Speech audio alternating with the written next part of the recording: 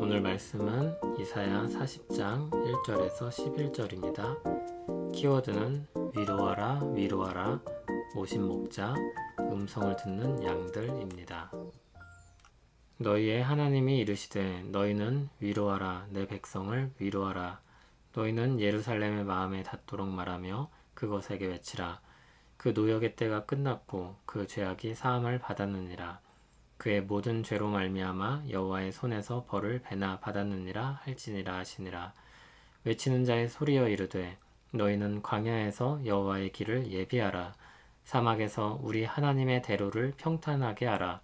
골짜기마다 도두어지며 산마다 언덕마다 낮아지며 고르지 아니한 곳이 평탄하게 되며 험한 곳이 평지가 될 것이요 여호와의 영광이 나타나고 모든 육체가 그것을 함께 보리라. 이는 여호와의 입이 말씀하셨느니라. 마르는 자의 소리여 이르되 외치라. 대답하되 내가 무엇이라 외치리까 하니 이르되 모든 육체는 풀이요 그의 모든 아름다움은 들의 꽃과 같으니 풀은 마르고 꽃이 시드면 여호와의 기운이 그 위에 붐이라. 이 백성은 실로 풀이로다. 풀은 마르고 꽃은 시드나 우리 하나님의 말씀은 영원히 서리라 하라. 아름다운 소식을 시온에 전하는 자여 너는 높은 산에 오르라. 아름다운 소식을 예루살렘에 전하는 자여 너는 힘써 소리를 높이라. 두려워하지 말고 소리를 높여 유다의 성읍들에게 이르기를 너희의 하나님을 보라 하라.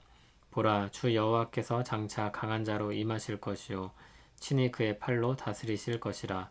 보라 상급이 그에게 있고 보응이 그의 앞에 있으며 그는 목자같이 양떼를 먹이시며 어린 양을 그 팔로 모아 품에 안으시며 젖먹이는 암컷들을 온순히 인도하시리로다. 아멘.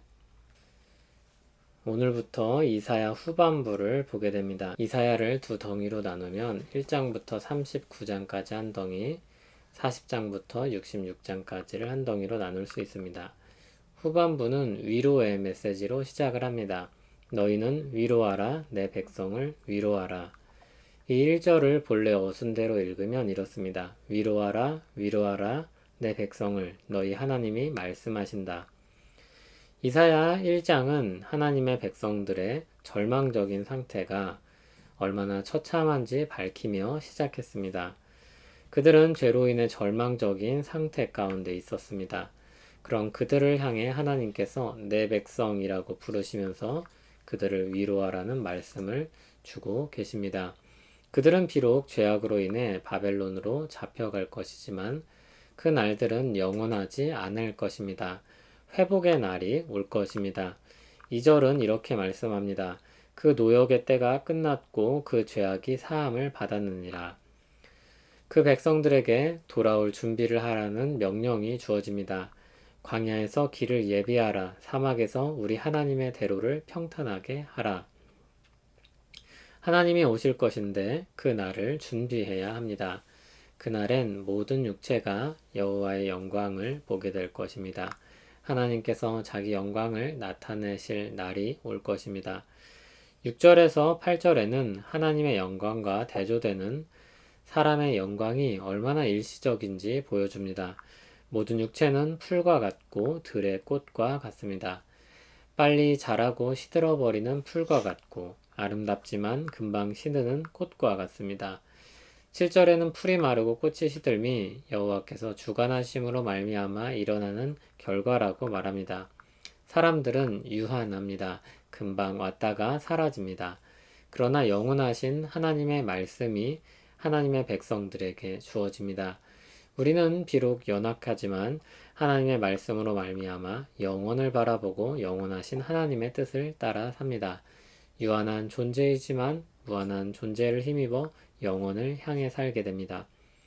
9절에서 11절은 하나님을 바라보고 살라는 가르침과 그분이 어떤 분이신지를 알려주고 있습니다. 9절에 너희 하나님을 보라고 외칩니다. 아름다운 소식을 전하는 자는 사람들의 눈을 들어서 하나님을 바라보게 합니다. 눈을 들어 보게 되는 하나님은 어떤 분이십니까? 10절에는 보라 말하면서 주목하게 합니다. 그분은 강한 자로 임할 것이며 그의 팔로 다스리실 것입니다. 그는 상급과 보응을 내리실 것입니다. 11절에는 그분이 목자같이 양떼를 먹이시고 어린 양을 팔로 모아 품에 안으시며 젖먹이는 암컷들을 온순히 인도한다고 말씀합니다. 하나님은 어떤 분이십니까? 아주 강력한 힘을 가진 주권자로서 상급과 보응을 내리시는 통치자입니다.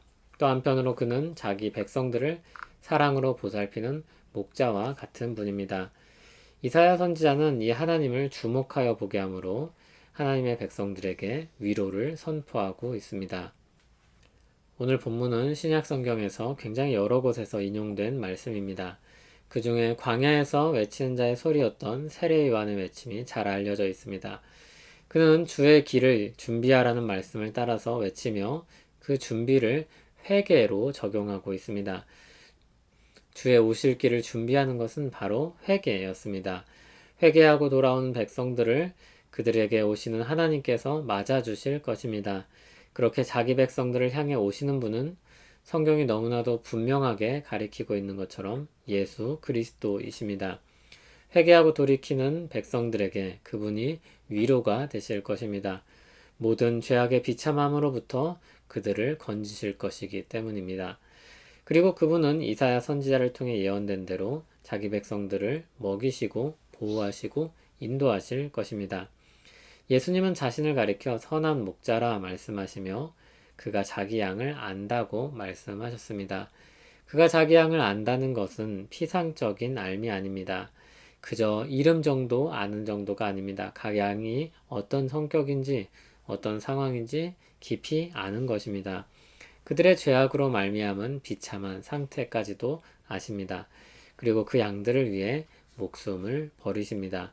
그렇게 생명을 얻게 하십니다.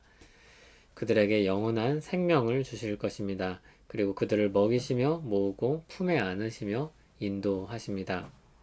하나님은 우리에게 찾아오셔서 구원의 소식을 알려주시고 따르게 하십니다. 양들은 목자의 음성을 듣고 자기 목자의 음성을 알아차리고 복음의 부르심을 따라갑니다. 이 복된 소식이 우리에게 들려졌습니다. 우리는 이 소식을 듣고 이루어진 일을 보고 돌이켜 목자를 만났습니다. 이제 남은 것이 무엇입니까?